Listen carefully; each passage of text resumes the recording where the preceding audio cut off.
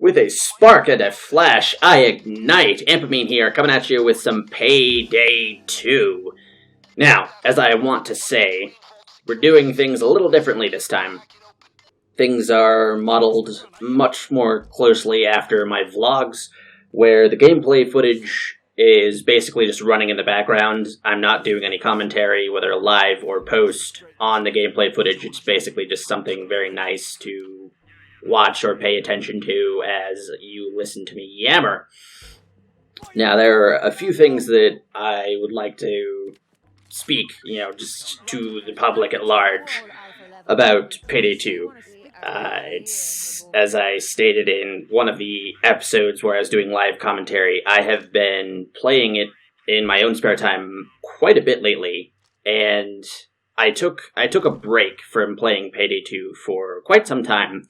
So I came back to Payday 2 after not really playing it for about a year, maybe a year and a half. Truthfully, I haven't really kept track all that well, but Overkill has just released a pretty big update where they're including an entirely new Gensec unit, Captain Winters, and they also completely overhauled the front end of the UI in the main menu. So instead of separating items and skills and having skills also broken between skills and perk decks, basically they reworked all of that into a fairly intuitive new menu that, honestly, I give them the thumbs up. It's pretty good UI design, it feels good, it works well.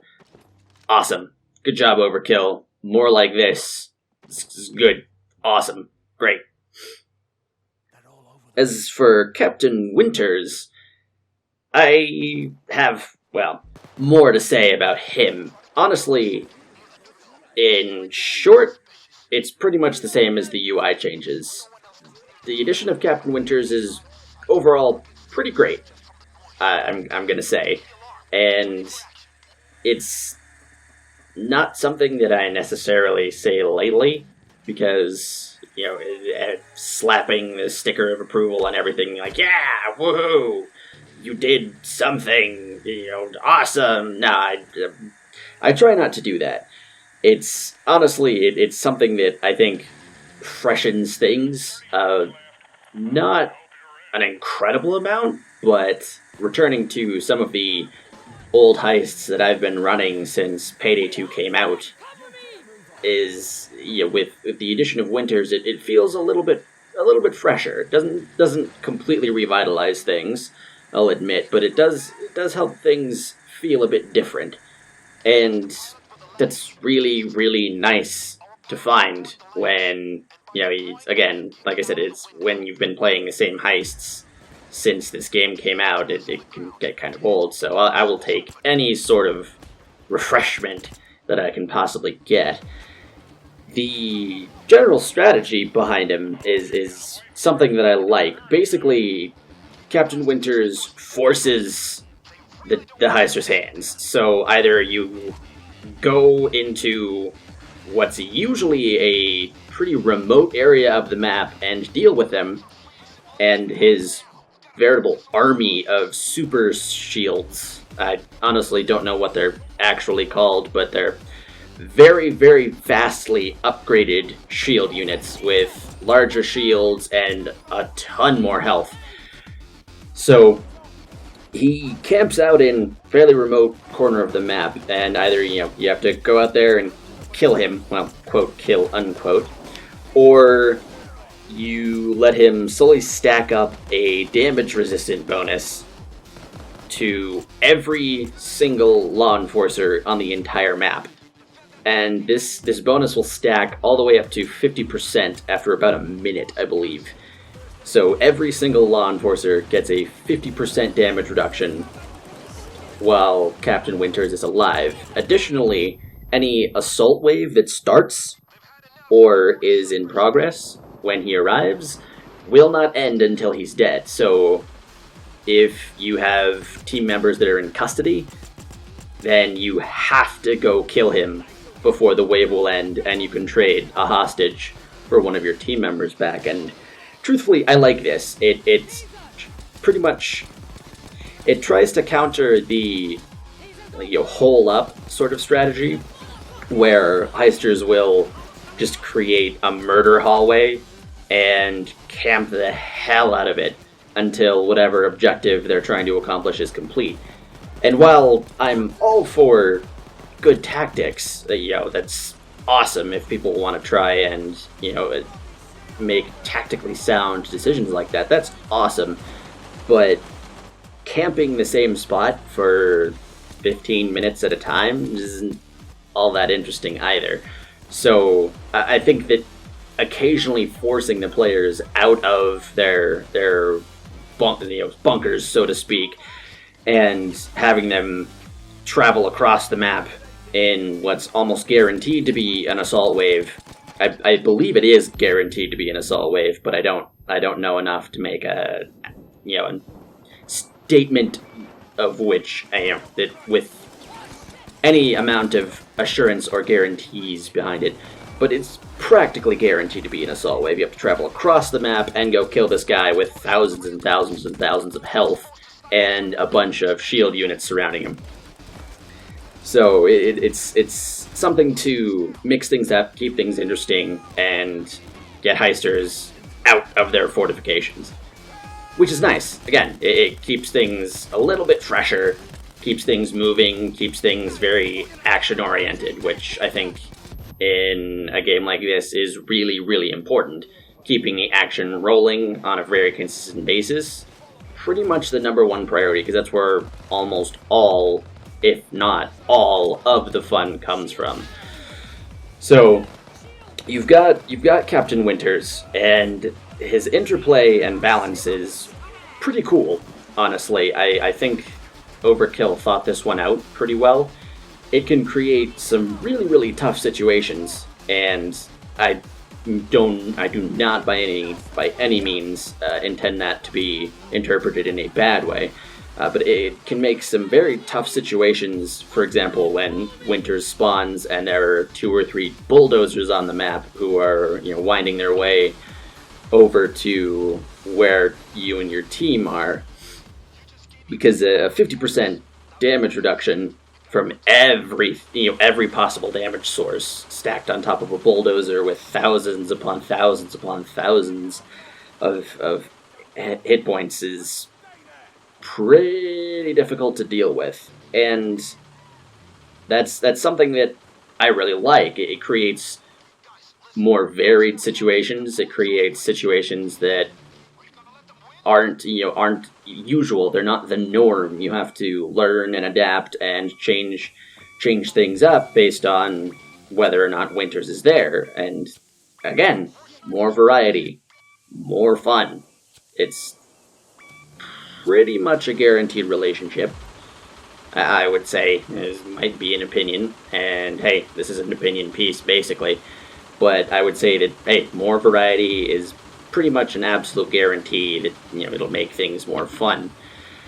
But of course, this is something where every good thing has its downsides, and that's why I wanted to preclude my statement that I don't want to sound like I'm patting Overkill on the back for everything they do. It's great work, but it does need a couple of things changed, in my absolutely super expert game balancing opinion. Now, it's usually Winters requires the attention of 2 heisters, because the shields keep their usual AI and will turn to face you, so that they can block your attacks, which makes a lot of sense. But there are certain weapons that are from DLCs that can pretty much obviate the entire Winters encounter. Some of the ones that I've seen in use, I believe the ones that were particularly egregious, are pretty much any of the flame-based weapons. The explosive arrows from the bows, I believe both of them come with come with explosive arrow varieties, but it might just be one of them, honestly. I can't recall at the immediate moment. As usual, information tends to fly out of my head as soon as the microphone starts recording, so... Well, unfortunate, but there you are. And, I believe the RPG is also pretty crazy. All of these things manage to take out Winters with very little fuss, and I think that pretty much runs directly opposite to the entire point of adding Winters into the game. You know, as having these weapons be able to 3-shot entire groups of shields, you know, super shields, I should say, and Captain Winters. And it might be it might be something like power creep. It might just be that these certain weapons are very particularly suited for situations like this. You have a bunch of grouped up law enforcers, very tight cluster. It's, I'll admit, pretty much begging, for some sort of explosive to be applied and to chunkify people, and makes a lot of sense, but I still think that it's far too effective when one or two exploding arrows or rockets completely just obliterates any sort of resistance from Winters and most, if not all, of the super shields. And I will admit that I may be neglecting certain things, where I imagine that carrying explosive arrows with the bow severely limits a lot of your options in fights with some of the smaller, lighter law enforcers. So there's a trade-off. You've got effectiveness, incredible effectiveness against the really heavy units, but you have to conserve your ammo and be a lot less effective in other situations. I admit that since I don't own most of the Payday 2 DLCs at this point, that I can't say any of this with first-person experience. This is outside looking in, basically. Even so, however, I still think that there should be some sort of balancing agent where an encounter that is meant to be kept difficult is kept difficult, and preferably without any of the artificial difficulty curves of just throwing more numbers. Basically, just saying, all right, well, Winters and his super shield squadron is getting completely murderalized really fast, so let's just increase their maximum HP, and that's bad. Not one who really wants things like that. I would rather potentially something like resistance to explosives or something like that, just to tweak things enough that it stays a challenge, even if you do have DLCs. And I am all for having a specific advantage. Again, that's a situation that basically calls for explosives, grenades, dynamite, whatever. But I think that there's a balance that needs to be struck, especially when it comes to the Molotov cocktails. The Molotov cocktails are extremely effective on Winters, and this is for one reason, and one reason only. Unless Winters and his super shields are entering or exiting the map, they don't move. So if you throw a single Molotov cocktail, if it's well placed, Winters and his entire crew will simply stand in these burning, roasting flames and just slowly die. And they will not move. The super shields will start to move after you damage Winters enough to make him run away. As far as I understand, you actually can't kill him. You can just damage him enough where he leaves the map. You can't get him to 0 HP and have him die. Every time he just runs away, he becomes invincible, and end of story. And once he's gone, his super shield squadron will start to move and act more like regular shields. But I think that a Molotov cocktail is useful in so many other situations, and that sort of thing. It's definitely something that I think Overkill needs to be taking a pretty hard look at, in particular. The other stuff, again, that might be balanced by having those weapons be situational, but Molotovs tend to be pretty powerful in a wide variety of situations. This one, in very particular, being incredibly effective. So that's just one thing in particular that I want to zero in on as being particularly egregious in just making Winters, turning what would normally be a very interesting fight that requires at least two heisters, to basically trade aggro and spin the shields around so that you can trade off shooting at their backs. It's usually a really fun fight, but I think that Molotov kind of takes that and just throws it out the window. So, honestly, I don't know, again, if it's some sort of power creep, because I know that's a problem that quite a few people have brought up with the DLCs, and this may be an instance of that. It may be accidental, it may be purposeful.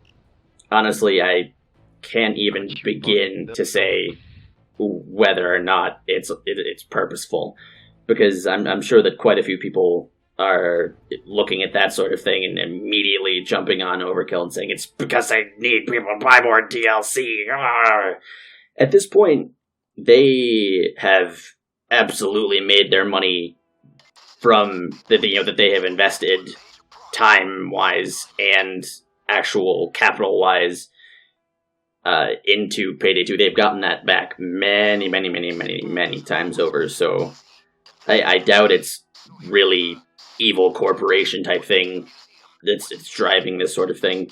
But I do think that the potential for power creep is very, very real, and Overkill needs to make sure that that's not something that they just kind of let run rampant, which is it's an issue of particular importance to people like me, because I tend to be a miser. I've bought, I believe, only 2 DLC packs from Overkill, and that was when they were on sale. So yeah, I don't own a lot of these DLCs, so maybe I would think differently if I happened to own all of this DLC. Maybe I would think that Winters is perfectly balanced. I can't really say. I would have to actually loosen my wallet for once and purchase the DLC, which probably isn't happening anytime soon. But I think that overall, Winters is an excellent addition to Payday 2. Thumbs up for me to Overkill. You guys did good. You guys generally done gone good. It's not perfect, but nothing's perfect.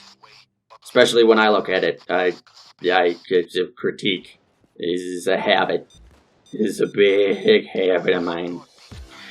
Anyway, I think that's a good place to end this particular wing of the talk. I honestly don't know what to call it. Part, portion, parcel, package.